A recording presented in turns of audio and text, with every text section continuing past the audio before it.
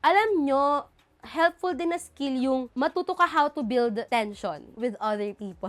Akala ko, magaling ako makipaglandian. Na-realize ko lang na, hindi pala. One thing in common with the people na nakalandian ko, na tinitreat ko as magaling with it, ay alam nila how to instigate. Alam nila kung paano mag-build ng tension. Alam nila kung paano mag-create ng something.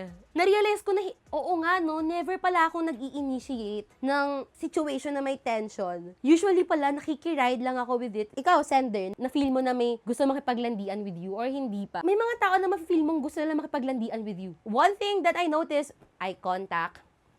May mga eye contact na may something, damn, magaling sila sa part na yon. And then, mga simpleng touch. Alam mo yung mga simpleng dikit na may, And then, mga subtle na statement. Kunyari, siguro sa buhok.